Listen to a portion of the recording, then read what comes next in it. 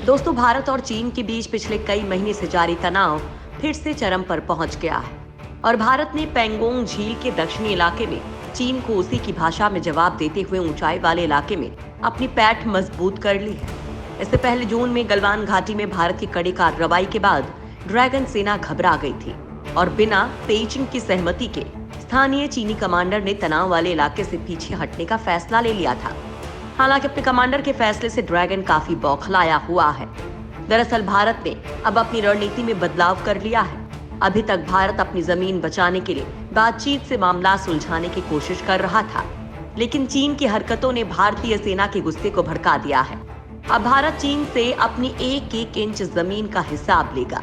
इतना ही नहीं, 29-30 अगस्त की रात जो हुआ वो भारत की इसी आक्रामकता का नतीजा है, क्योंकि भारत अब इस मुद्दे को और लंबा नहीं खींचना चाहता है।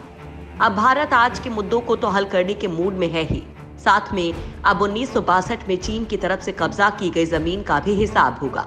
लद्दाख से लेकर अरुणाचल तक भारत चीन के साथ हिसाब बराबर करने के मूड में है और इसी वजह से भारत ने आक्रामक रुख अपना लिया है। साथ ही सेना को खुली छूट दे दी गई है कि कुछ भी करो लेकिन अपनी जगह नहीं छोड़ना। भारतीय सेना का दम देख बेदम हुई रेड आर्मी। दोस्तों, पूर्वी लद्दाख में भारतीय जवान जिस तरह से चीन का डटकर सामना कर रहे हैं, उससे चीन दबाव में आ गया है। सूत्र बताते हैं कि चीन पूरे मामले में जल्द से जल्द समाधान चाह रहा है। तनाव को कम करने के लिए दोनों ओर से बातचीत भी हो रही है।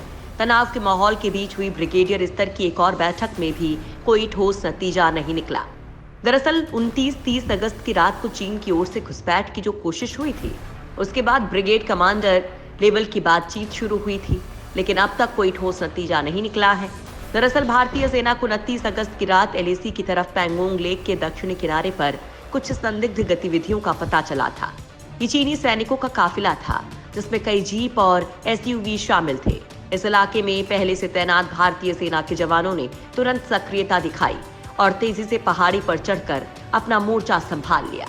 दरअसल भारतीय सेना ने पैंगोंग नॉर्थ के फिंगर फोर्ट पर कब्जा कर लिया है। जून के बाद पहली बार भारतीय सेना ने फिंगर फोर्ट की रिज लाइन पर कब्जा किया है और अपनी स्थिति मजबूत कर ली है। भारतीय सेना और स्पेशल फ्रंटियर फोर्स ने फिंगर फोर्ट की पहाड़ियों की ऊंचाइयों पर कब्जा कर लिया है। ये इलाका चीन की चौकियों के काफी करीब है, जो भारतीय सेना की पोस्ट से सिर्फ कुछ 100 मीटर की दूरी पर है। ऊंचाई पर होने की वजह से इसका फायदा भारतीय सेना को ही मिलेगा। दरअसल भारतीय सेना के गुस्से को चीन भी भांप चुका है और शायद इसी वजह से चीनी विदेश मंत्रालय ने भारत पर आरोप लगाते हुए कहा कि नई दिल्ली लगातार सीमा पर स्थिति को बिगाड़ने की कोशिश में है। साथ ही उसने अपनी सेना को किसी भी तरह की आक्रामक कार्रवाई करने से बचने के लिए कहा है।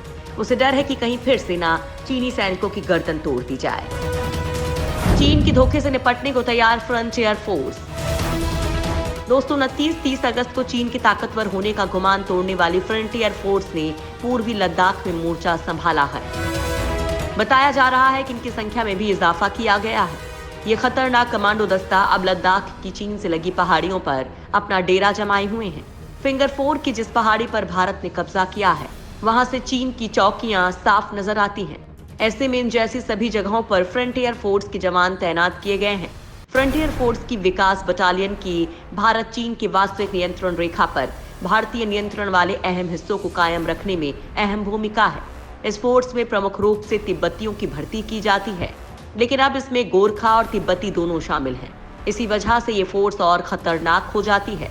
इस फोर्स के सैनिक अब साउथ बैंक ऑफ पैंगोंग में ऊंचाई पर भी तैनात हैं, जिससे वो चीन के मुकाबले एडवांस पोजीशन में हैं।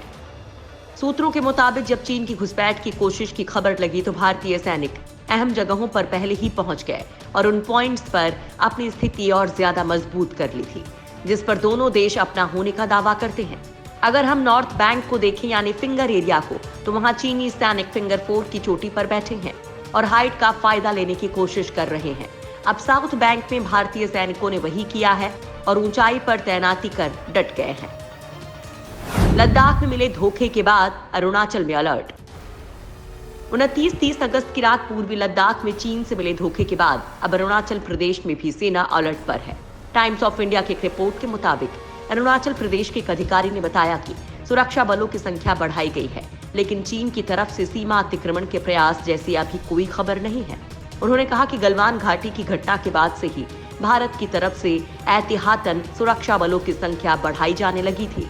दरअसल पूर्वी लद्दाख में चीन की घुसपैठ लगातार नाकाम किए जाने के बाद अरुणाचल प्रदेश से लेकर लद्दाख तक भारत चीन सीमा पर 27 ऐसे स्थानों की पहचान की गई है जहां असामान्य हलचल देखी गई है। चीनी सेना आने वाले दिनों में इन जगहों से चालबाजी दिखा सकती है। इस बीच गृह मंत्रालय के निर्देश पर भारत चीन, भारत नेपाल और भारत भूटान सीमाओं पर सुरक्षा बलों को सतर्क कर दिया गया है। भारतीय सेना ने अतिरिक्त कंपनियों को चीन की उत्तराखंड सीमा पर भेजा है। इससे पहले भी कई बार लद्दाख सीमा के अलावा अरुणाचल और उत्तराखंड में चीन की हलचल देखी गई है, इसलिए भारत पहले से ही ज्यादा सतर्क है।